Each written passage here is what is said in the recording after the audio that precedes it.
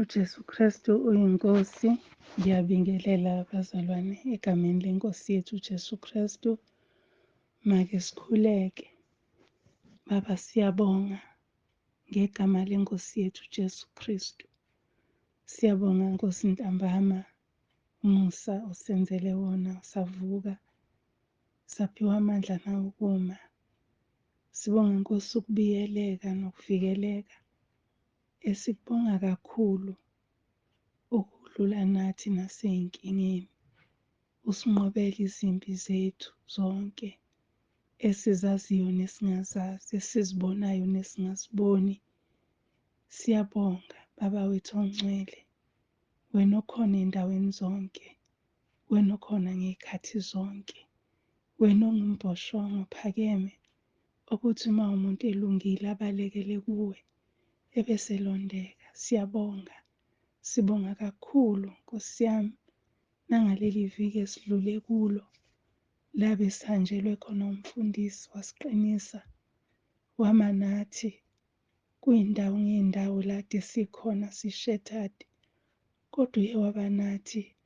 Siyabonga Nkulunkulu wethu, sikunikeza udumo. Akekho ofana nawe, akekho nesingamlinganisa nawe.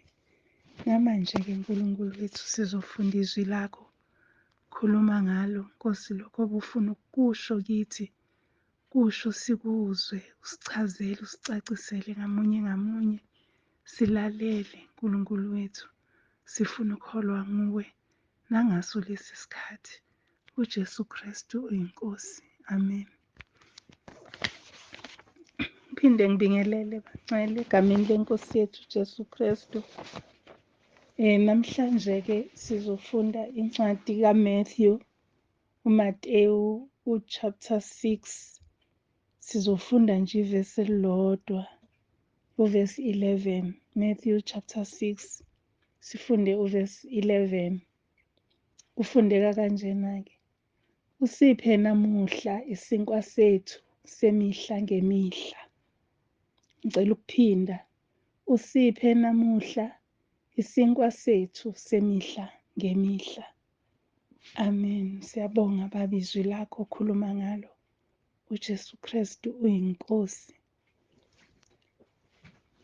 Bazalwane, yilo leli zwi engiliphiwe-ke namhlanje ukuthi sixoxe ngalo.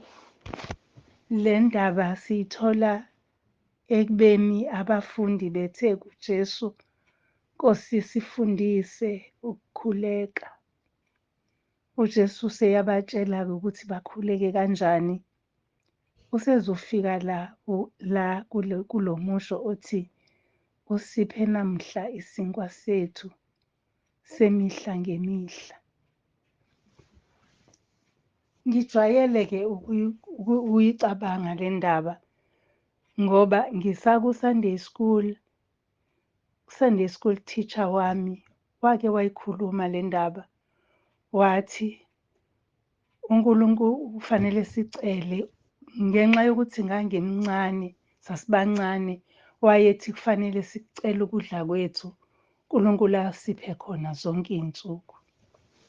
So sasazi-ke ebuncaneni bethu ukuthi ukudla esiba nakho siphiwa uNkulunkulu every day. Sengikhulile-ke manje, sengigugile nami sengugogo, sengiyayiqonda le nto ukuthi kwakungashiwo isinkwa, ukudla kwenyama, la kwakushiwo ukudla komphefumulo. Ngiyafisa-ke sifunde elinye ivesi engifisa ukusekela ngalo le ndaba ngingakakhulumi nangayo,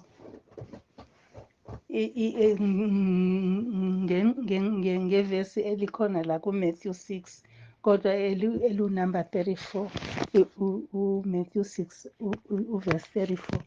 Uthi, ningakhathazeki ngengomuso, ngokuba ingomuso iyakukhathalelo kwayo, inkathazo yosuku yanele lona. Uma ngabe-ke isichaza isinkwa sethu semihla ngemihla, ichaza ngokuthi asikwazi ukudla kwakusasa sikudle namhlanje. Uma ngabe namhlanje bekumnandi empilweni, kusasa kungaba buhlungu empilweni. Uma ngabe namhlanje besiphila kahle, kusasa singangaphili kahle. Ngike ngabona enye iclip ebikhuluma ngokuthi uma silapha phezulu asingababukeli phansi abanye abangekho ezingeni lethu, ngoba isimo singashintsha ngokomzuzwana. Ungalala namhlanje uyimiliyone, uvuke kusasa usungasenalutho. Ungalala namhlanje unokudla okuningi, uvuke namhlanje kungekho lutho. Ulale namhlanje unomuzi omuhle, kufika isiphepho nje ebusuku uvuke ekuseni ungasenalutho. So ingakho uJesu wasifundisa ukuthi asithathe usuku njengosuku olusha every day.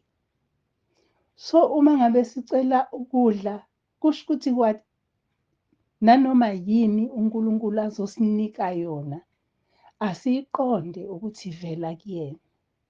Uthi uJobe uma ngabe echaza uthi usuku oluhle lwenziwe uJehova, nolubi nalo ulwenzile.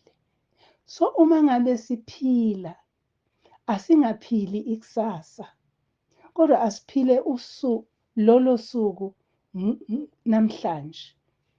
Then kusasa silindele okusha. Akusikho ukuthi usuku olusuke lulusha. Ngiyafisa nje-ke ngiyicacise le nto ukuthi kahle kahle akusikho ukuthi ngoba usuku olusuke lulusha, ngoba ilanga lisuke liphume kwi-direction eyodwa lahamba ngendlela efanayo. Ukukhanya kusuke kusengesikhathi esifanayo njengoba kusuke kufanele. I-weather kusuke kuyi-weather, kusuke ifanele lolo suku. Kodwa thina bantu, njengoba ethi uJesu uphe thina. Thina bantu sibona izinto ezintsha. Uma kusa, yithina kuqala esibonayo ukuthi awu namhlanje kuguqubele. Yithina futhi esibonayo ukuthi namhlanje kuyashisa. Yithina futhi esibonayo ukuthi namhlanje-ke ngiphatheke kabi. Yithina esizwayo ukuthi namhlanje ngiyagula emzimbeni. Namhlanje ngiphansi emphefumulweni, angizwa noma ngithi ngiyakhuleka. So kusha konke kithi, kusha isinkwa esisha esisuke sisitholile for each day. Ingakho-ke ithi-ke le ncwadi asingakhathazeki ngengomuso, ngoba ingomuso iyakukhathalela okwayo.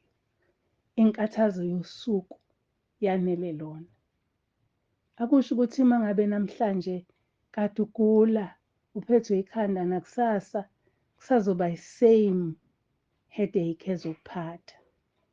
Kodwa kungenzeka ukuthi kusasa kuthiwe, uyabona ukuthi ake ngilinganise ngomkhuhlane. Uma ngabe ungenwa umkhuhlane, uqala ngokuthi mhlawumbe ube namafinyila, uphathwe ikhanda, ungazizwa kahle emzimbeni, ungazi ukuthi kwenzekeni. Uma kuqhubeka ngakusasa, mhlawumbe uyithola ukuthi usuyakhwehlela, usuyathimula, usunezinye izinto, ngoba inkathazo yosuku yanele lona. uNkulunkulu usidalela ukuthi asicele every day kuye. Uthi khulekani ningaphezi. Loyo khulekani ningaphezi usho ukuthi siphe namuhla isinkwa semihla ngemihla. Noma yini inkosi oyilethayo uma ivela kuwe, kimini yisinkwa sokuphila. Ingakho sihlezi sikhuluma ngokuthi simele ukufundizwe, simele njalo sifundizwe sikhuleke, sicele, sibonge, sidumise, sikhale kuNkulunkulu uma singezwa ukuxhumana naye, sikhalele izono zethu. Ingoba kubalulekile ukuthi ahlezi esipha. Uzothola ukuthi namhlanje mhlawumbe nizodumisa enkonzweni, kodwa wena wedwa uzothi uma usuwedwa uNkulunkulu akusole ukuthi benidumisa abani, noma mhlawumbe-ke beningidumisa kanjani iy'nhliziyo zenu bezingekho akade nikwenza. Asole umuntu oyedwa phakathi kwenu. Yingakho-ke uJobe ayibona le nto ukuthi uNkulunkulu uzenzile zonke iy'nsuku, usipha njengokuthanda kwakhe ngesikhathi asithandayo. Thina okwethu kulindela kuyena, ukufuna isaphothi eqhubekayo kuNkulunkulu imihla ngemihla, isaphothi eqhubekayo. Akukho la sithi khona hayi namhlanje Nkosi ungasiphi, hayi namhlanje Nkosi ungasenzeli lutho oluhle. Kodwa njalo njalo isinkwa into ethandekayo la uJesu alinganisa ngayo. Into ethandekayo isinkwa mhlawumpe sonke siyaqala ngasekuseni. Abanye baphinde basidle nasemini, abanye basidle noma sebelala, ngoba siyathandeka. Kanjalo nempilo, iyathandeka impilo. Akekho nje ovele athi nje hhayi angisayithandi impilo ngaphandle kongenwe idimoni. Ophilayo nje ophilela uJesu impilo uyayithanda, kodwa uyithandela ukuthi enze imisebenzi ethokozisa uNkulunkulu. So uma ngabe-ke silindele ukuthi uNkulunkulu akasiphe imihla ngemihla, nathi sidinga ukuhlala kuye njengoMariya owathi uMartha ebhizi eshabasheka esebenza, wahlala yena ezinyaweni zikaJesu.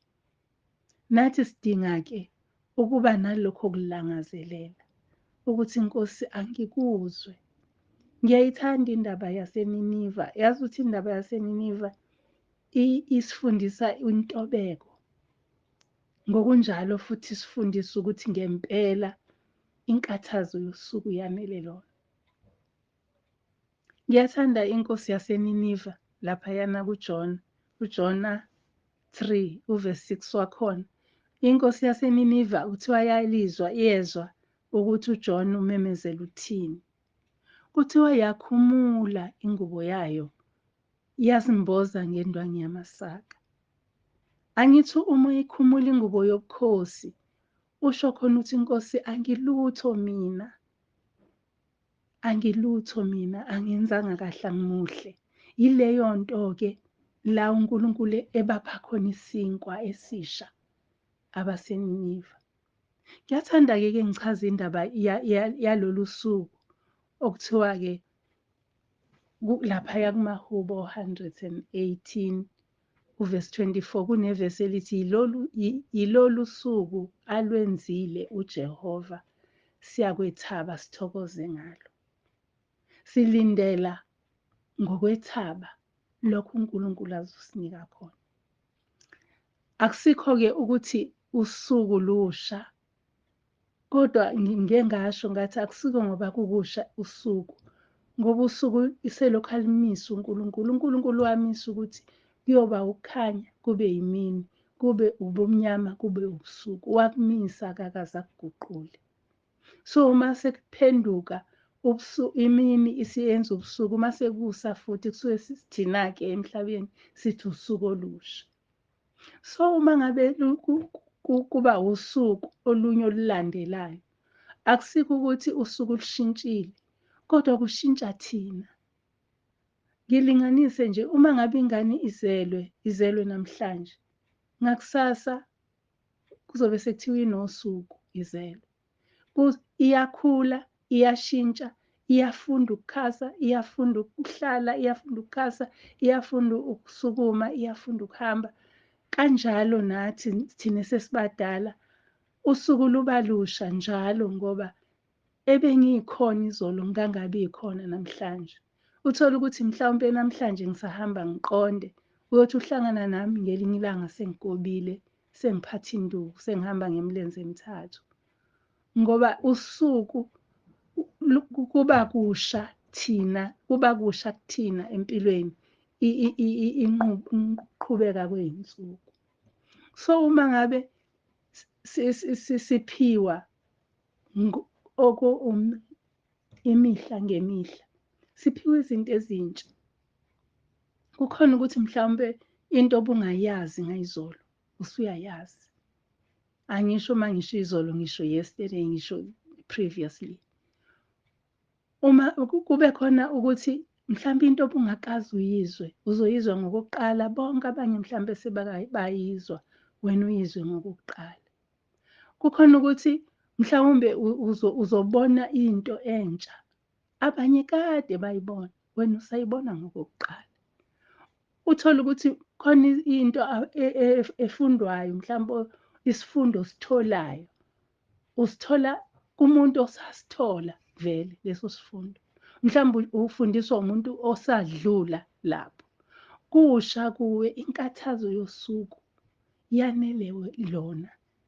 Isinkwa sakho semihla ngemihla. uNkulunkulu uyakupha, uyakufundisa. Namhlanje ufunda ukuthi, kusasa u-experience ukuthi ngalela langa uzizwela unje, ngalela langa uthola ukuthize. Thina-ke siyadideka singabantu ezweni ngoba siye sifune nje, sifuna ukufana nomuntu othize. Athi umuntu othize asebenza iminyaka akha indlu yakhe, indlu yasemhlabeni. Asebenza iminyaka abeka imali, ubone nje isithi vumbu indlu iyiphele ngokushesha. Bese uthi nawe nami ngizokwenza njengaye. Cha, isinkwa sakho semihla ngemihla silindele kuNkulunkulu. Ngiyathanda-ke ukushintsha futhi ngendlela uNkulunkulu abengikhombisa ngayo leli zwi. Ukuthi izwi likaNkulunkulu lona nje lilodwa silifunda la eBhayibhelini. Libalisha usuku nosuku.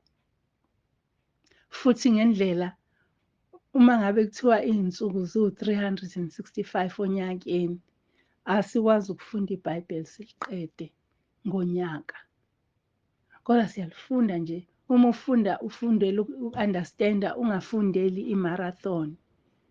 Ngiyakhumbula ey'nsukwini zami zakudala kwake kwaba khona imissionary eyayithi asingenele umncintiswano sifunde iBhayibheli. In fact, kwangesiwo umncintiswano, wayethi nje asifundeni every day sifunde ama-chapter athize. Nganga-understand-i lutho ngoba ngangifundela ukuthi ngingasali. Ngangingaqondi lutho nje ngoba yena mhlawumbe wayezwa yena. Kodwa mina ngangingakuqondi ngoba ngangifundela ukuthi okay, kusukela ngalesi sikhathi kuze kube yilesi sikhathi siyahlala siyafunda, sifunda i-chapter yonke ethize. Ngakusasa sizofunda enye, ngakusasa sifunde enye, ngakusasa sifunde enye. Uma ngabe ungayanga emsebenzini, uzofunda uqhubeke. Kodwa uma ngabe ukade usemsebenzini omunye ofile, sekufanele egijimele ukuthi mfice. Uyabona ukuthi kwakuyi-marathon. Kodwa uma ngabe uzofunda, uzifundele wena, iBhayibheli liyindlela yokuhlala etafuleni noNkulunkulu. Ingalokho uJesu wathi, usiphe isinkwa sethu semihla ngemihla. Ngoba izwi likaNkulunkulu liwukudla esikudla naye sihlezi etafuleni. Kubiza ukuthi uma ekupha, uma ngabe upha ingane uswidi uyoyibheka emehlweni, ubone ukuthi iyawuthokozela yini noma ayiwuthokozeli, ize isho ukuthi ngiyabonga. Mhlawumbe uma kuwuswidi engawuthandisisi izowuthatha ibonge ihambe, bese uyabona ukuthi hayi cha, akawuthandi lo swidi. Yileyo nto kufanele siyenze noNkulunkulu.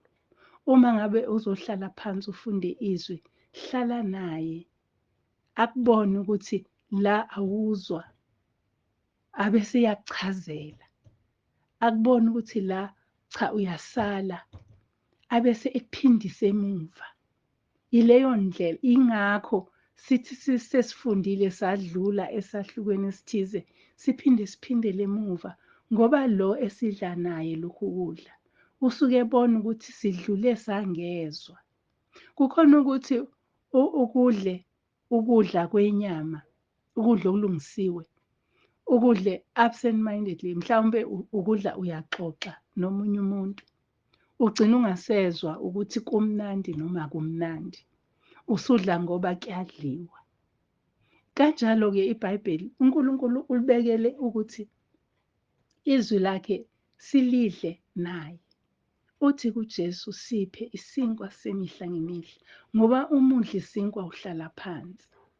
Umudla nje uhlala phansi ukuze udle kahle. Sifundiswe lokho emakhaya ukuthi ungadli umile, ungadli ugijima. Sekwaba khona-ke manje, kodwa ngiqinisile ukuthi awuzungakuzwa ukudla ukuhamba, okudla ugijima, ukudla ubhizi. Kodwa ukudla okuhlalela phansi, kube phambi kwakho, uhlale udle ngesineke. Yilokho kudla okuzwayo, oku-enjoyayo, yilokho kudla futhi okukusizayo ukukuhlumelelisa iy'cubu. Kanjalo nezwi likaNkulunkulu. UJesu uyasikhuthaza ukuthi masikhuleka singakushiyi ukuthi usiphe isinkwa sethu semihla ngemihla. uNkulunkulu-ke uma ekunikeza, ukunikeza kuphelele. Unikeza kuphelele, abone izidingo zakho, abone inhlupheko yakho, abone usizi lwakho, abone injabulo yakho, abone ukuthanda kwakho nokukhetha kwakho. So uma ngabe uNkulunkulu esehlezi nathi esidlweni kulesi sinkwa sethu, uyabona ukuthi hhayi sekukuncane la, abesethasisela ngakusasa kube isinkwa semihla ngemihla, kuqhubeke udle.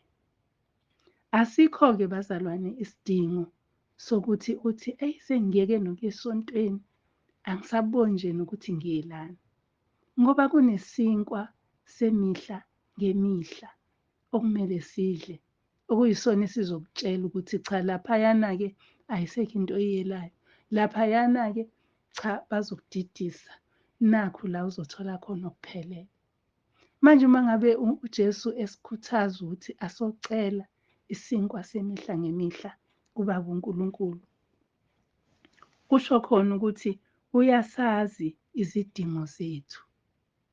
Uyazi ukuthi uma ngabe ugijima uphila into yakusasa usemncane, baye bathi abantu abadala uma besiyala sibancane, basho khona ukuthi ungajahi, impilo ayijahwa, ungaphanga umdaka. Ngoba uma uzophanga umdaka uzokhathala insimi ingakapheli. Uma uzothi nje hawu linile ugijime wena uyotshala, yaqambe seliyabalela, usutshalile wena imbewu yakho phansi. So kubiza ukuthi ulinde, uthathe istep, uphile usuku ngosuku, ungakhathaleli ingomuso, uphile usuku ngosuku. Ngoba nakanjani kukhona okusho ozokufunda, nakanjani kukhona uguquko ozolubona, nakanjani kukhona okuthile ushintsho ozohlangabezana nalo, kukhona ukukhula, kukhona ukwaneliswa, kukhona ukuqonda ozokuthola. uJesu uyagcizelela-ke la, uthi manikhuleka anosho, nize nisho, niqale nimdumise uNkulunkulu, bese nithi usiphe isinkwa sethu semihla ngemihla. Yiso-ke lesi sinkwa, bazalwane, esisenza ukuthi nangoLwesine sithathe lesi sikhathi ukuthi sihlanganyele ndawonye, sikhulume ngaleli zwi. Sengathi kungaba semlonyeni wethu sonke, ngamunye ngamunye, njalo ukuthi Nkosi, uzungiphe isinkwa sami nakusasa, isinkwa semihla ngemihla. Uzungiphe Nkosi, ngingahlali ngingenaso isinkwa. Uyazi ukuthi ungahlali ungenalo ivesi elikhona enhlizweni yakho for the day. Kukhona lokhu ukuthi uvuke ekuseni mhlawumpe uvuke ukhumbule ivesi elithize.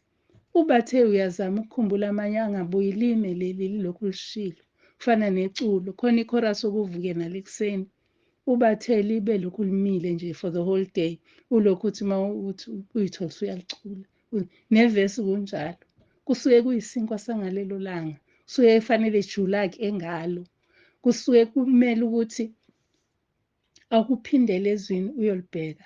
Uze ubheke namanye ahambisana nalo. Uze ubheke ne-chapter yonke ukuthi ithini. uJesu wayengeke asikhohlise bazalwane. Wayengeke athi sicela isinkwa semihla ngemihla kube singeke isidingo. Yingoba wayazi ukuthi ingqondo yethu iyakhohlwa. Lithi izwi likaNkulunkulu, umuntu uyazibheka esibukweni, kodwa emva kwesikhashana usezikhohliwe ukuthi ubenjani. Yingakho sihlale sizibuke, ngoba siyakhohlwa ukuthi sinjani. Uma ungathi ungibuze nje ukuthi unjani, ngiyakhohlwa ukuthi nginjani. ngoba akunamsebenzi kahle kahle ukuthi nginjani. Okunomsebenzi ukuthi nginani, ngiphila yini engiyiphilayo. Ngoba bazalwane, umzimba noma ngabe muhle kanjani, noma ngabe mkhulu kangakanani, noma ngabe mncane kangakanani, isiphetho sabo sisawo sisenhlabathini. Kodwa umphefumulo onendawo phezulu, indawo ephakemeyo, umphefumulo ungokaNkulunkulu, uphindela kumnikazi wawo. Manje uma uphindela kumnikazi wawo umphefumulo, iwona okufanele ukuthi asiwuhlobise ube muhle, ukuze umnikazi wawo angawushalazeli, kodwa awuthathi. Ngoba phela uma esewushalazela uzowuphosa esihogweni. Kodwa uma umuhle uza kuye uclean, umuhle wondlekile, uyazi nje uphuphuzela umuhle. uNkulunkulu uyathokoza. Emngcwabeni besinawo izwi belithi kuyigugu uJehova ukufa kwabancele bakhe. Kahle kahle umbhali kwangafanele, mina ngesingami kwangafanele athi ukufa, mhlawumbe okufanele athi ukulandwa kwabancele bakhe, ukubuyiselwa ekhaya kwabancele bakhe. Ngempela uma ngabe sizolungisa lowo mzimba, leyo ngxenye yomzimba, siphi isinkwa semihla ngemihla inonophale, ibe yinhle yondleke leyo ngxenye yomzimba, uNkulunkulu uyothokoza, kuyoba igugu kuye. Athi uhlabelela kahle, ethi bayanqoba nasempini labo bantu, athi bahlanzwe ngegazi. Ilokho esifanele sikulwele, ilokho kufanele sikuphilele eceleni kwethu konke. Sazi ukuthi uJehova uyalwenza usuku lokuba sithokoze. Akasimiselanga uJehova ukuthi sikhale njalo njalo, kodwa imihla ngemihla uyashintsha ukuze sithokoze, siphile. Imihla ngemihla usipha isinkwa esaneleyo. Ukupha okwaneleyo akakuphi ukuhlupheka konyaka wonke in one day, kodwa uyakupha ngokwaneleyo akwaziyo ukuthi unakho ukukuthwala. Bazalwane, angazi ukuthi ngifike kanjani konke la, kodwa izwe esikhulekela phezu kwalo, siphe namuhla isinkwa sethu semihla ngemihla. Bese lithi kuMathew 6:34, ningakhathazeki ngengomuso, ngoba ingomuso iyakukhathalela okwayo, inkathazo yosuku yanele lona. Sikhuleke. Siyabonga baba wethu oncela, izwi lakho osukhulumile ngalo lichazeke Nkosi ey'nhlizweni zethu sonke, ngabanye samukele ngokubonga isinkwa sethu esaneleyo ngemihla ngemihla, uJesu Kristu inkosi. Amen. Siyabonga bazalwane, Inkosi inibusise. Ngithathe leli thuba futhi ngibonge kakhulu kulabo kade besisingethe, kuhambe umfundisi wethu ebandleni. Siyamkholwa uNkulunkulu ukuthi uzopholisa amanxeba.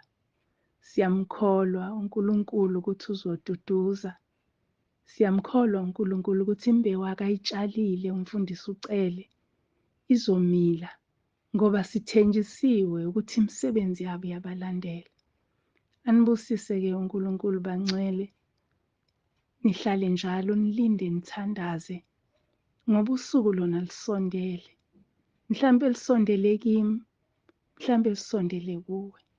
So uNkulunkulu uzosipha isinkwa esaneleyo size sifike lapho, imihla ngemihla size sifike lapho. Bese-ke kube yigugu kuye, sesifika kuye. uJesu Kristu inkosi. Amen.